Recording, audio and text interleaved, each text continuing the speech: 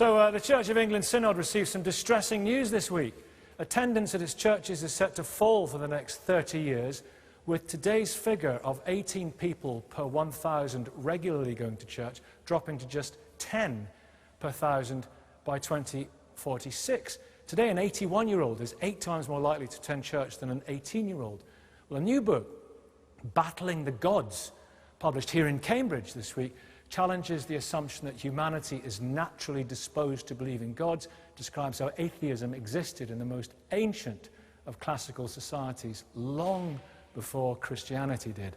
Fascinating. And is atheism the rational choice is the question we're asking. We're going to speak to the author of that book. Tim is here in just a second. But let me start off with Dr. Elaine Storkey, theologian and philosopher. Lovely to have you here this morning. Thank you. Virgin births, people coming back from the tomb, corpses jumping out of graves, talking donkeys, Peter 2:16, flying horses. How can that be a rational choice? It depends on what you mean by rational choice. I mean, the whole idea that atheism is a rational choice, which is, of course, the topic of this discussion, my answer is, no, it's not a rational choice. You've turned it round, you've asked our talking donkeys a rational choice, which I hadn't actually come to debate. Well, no, I mean, I think it's fair to turn it round, because we're talking about which is the rational choice, and if you're saying religion is the rational choice, people who might question that might, you know, talking donkeys might be on the list. Well, we're not talking about that, though. We're talking about is atheism a rational choice. So let's stop with the topic that we all came to actually debate. And so you can be, in my view... I'm sorry. So, you know, which is the rational choice, which is the irrational choice? It's an absolutely fair area. No, the which is the wrong question too, as though there are only two options here, atheism or talking donkeys. And that's really what I'm rejecting completely. Because it's banal. Before we fall out completely, we'll have a cup of tea later.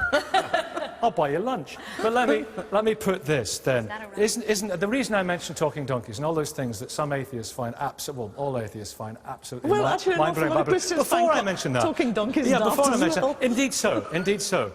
But that's a prima facie thing that people see about it, and then they move on to perhaps a more sophisticated theology, and that's absolutely understandable and fair enough.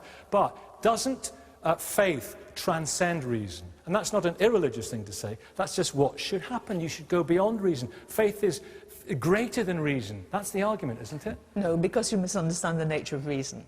I mean, let's take this word reason. Words get their meaning from the system of which they're a part.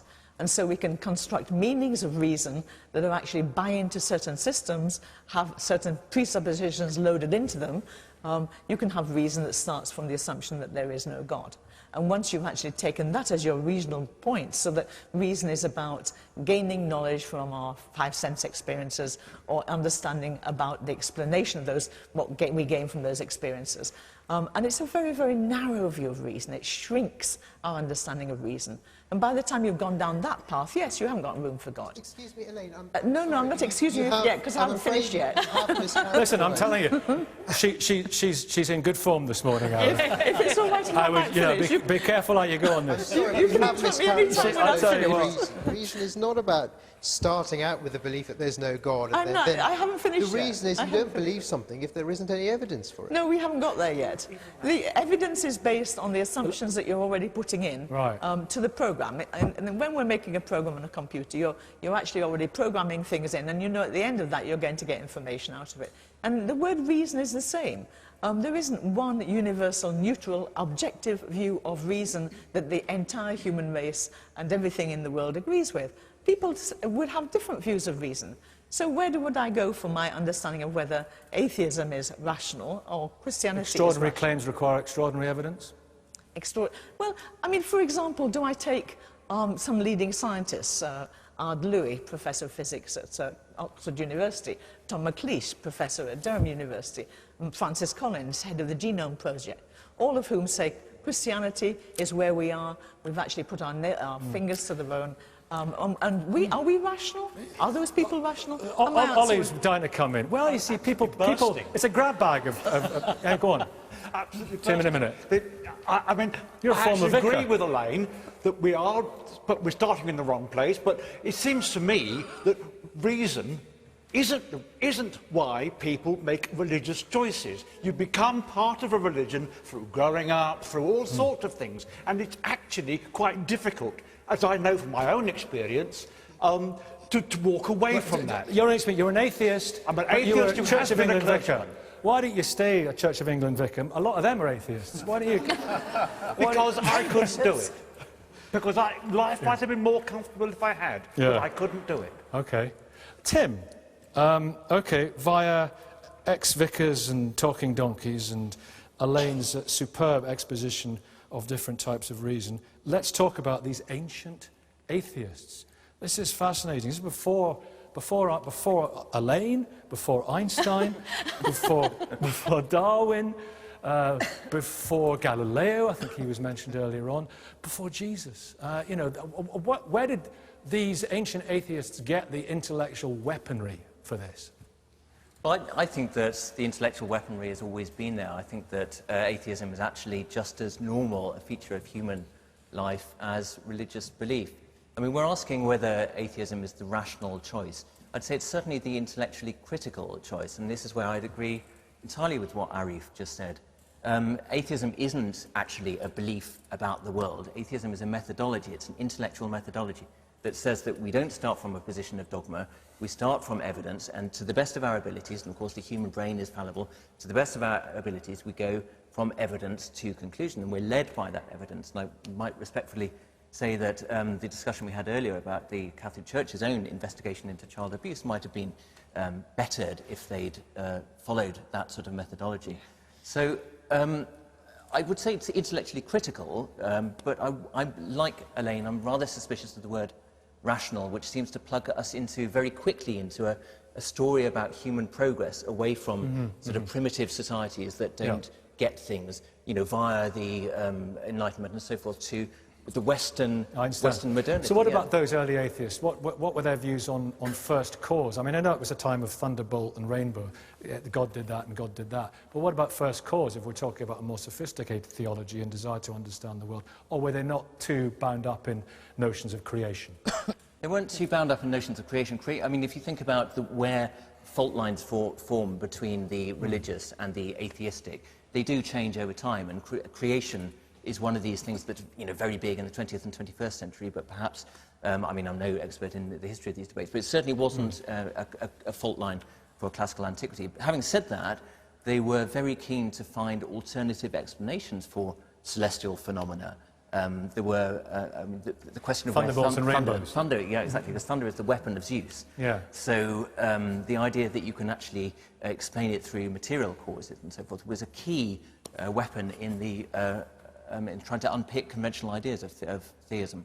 Yeah. Arif, do you think that belief is explainable in terms of natural selection and evolution? If we reach a certain cognitive level, then you can explain the thunderbolts, you can explain the rainbows, and you can see significance in things. That's right. I mean, there are theories concerning how religious beliefs came to exist in the first place, and I think that religious belief may well have some natural basis. For instance, and this is a theory that goes back at least to David Hume, which is that people do have a natural tendency, and indeed there's an evolutionary advantage in having a natural tendency to be over-credulous about there being some kind of agency behind the phenomena that you observe. So, for instance, you know, the marginal benefits of being slightly too credulous that the thing you see moving is a snake rather than, you know, a stone or something, are clear.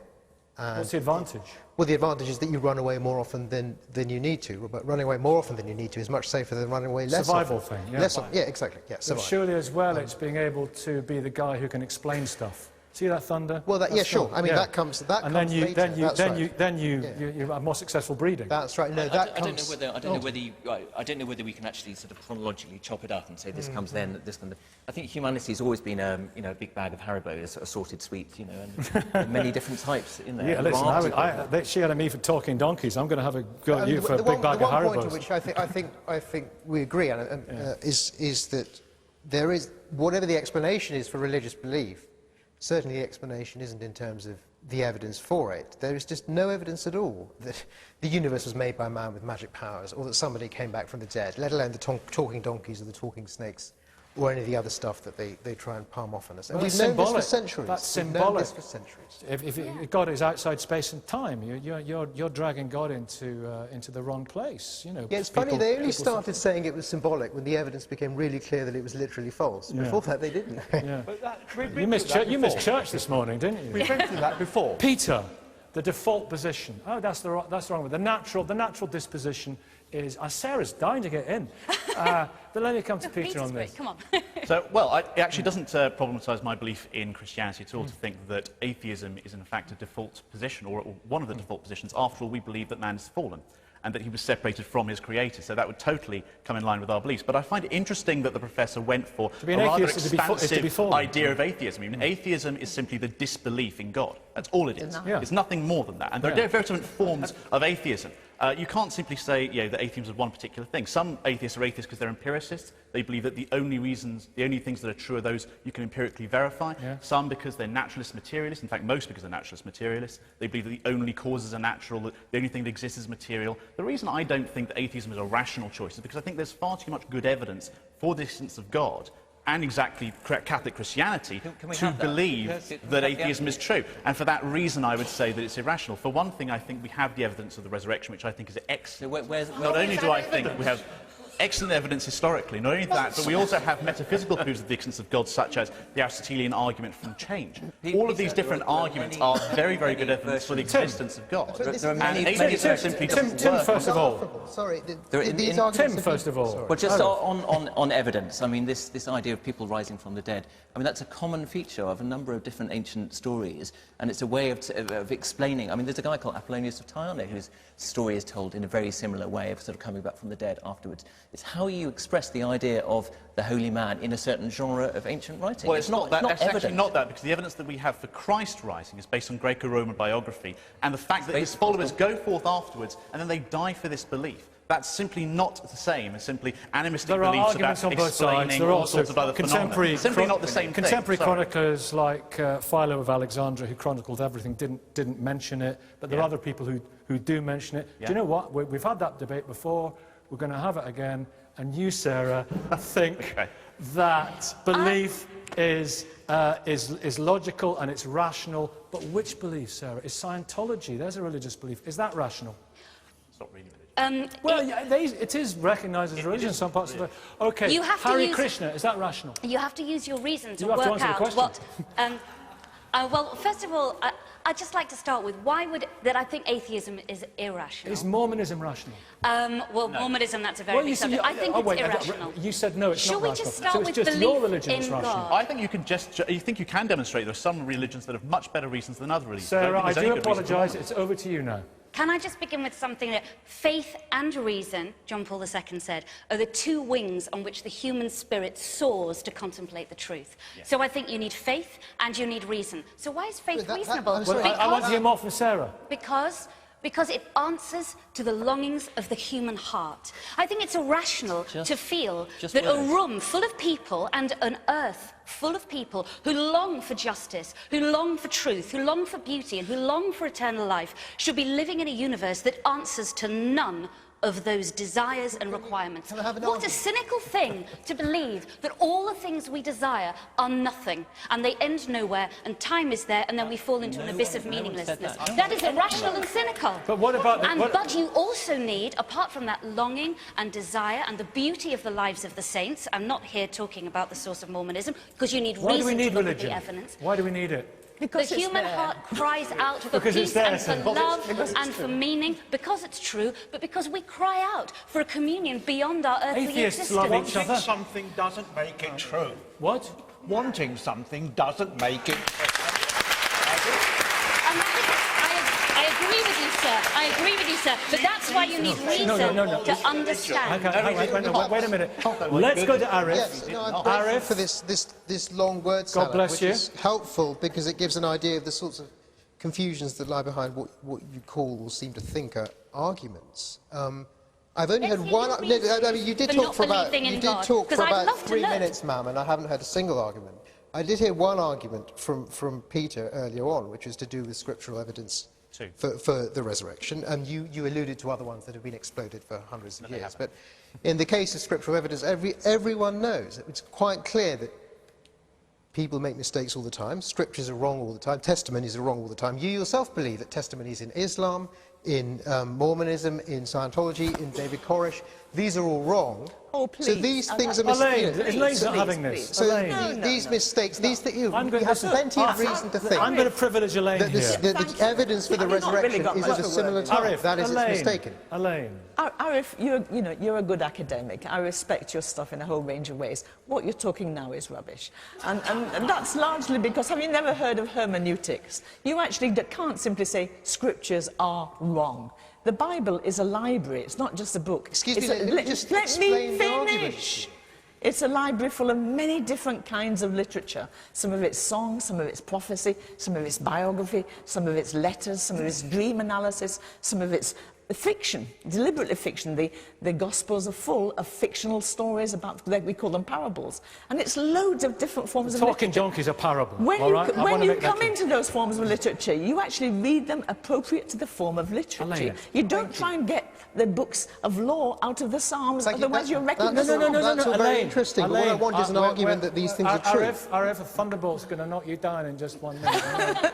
Bring it on. Elaine, My point- Elaine, Death, was this not we're coming to the end. We're coming to the end. So we should have started much earlier. Well, we were talking about other things. Let me ask you this, because isn't it logical that in the dawn of our species, the cradle of our species, 100,000 years ago, people only lived for 20 years, 25 years. So adulthood was short. People died with massive infant mortality rate, and religion was a way of dealing with our growing brains, with our cognitive abilities, dealing with death and loss. Well, I wasn't expecting that. Quick answer, Elaine. Well, what's the question? You haven't asked me a question. Wasn't that the reason for the development of religious belief? No, not at all. It was not. You've given no evidence. You've just developed a hypothesis. The reason for people's religious beliefs... It's a better hypothesis than the man with magic powers did. Is that a better hypothesis? Is that really what you're saying? Any chance of me finishing my sentence? The reason for religious belief is that deep down in our heart we have this yearning. And I think that every human being would consent to having a great deep yearning. We have to leave it there. You know what? She's right. We should have started earlier. Thank you for watching.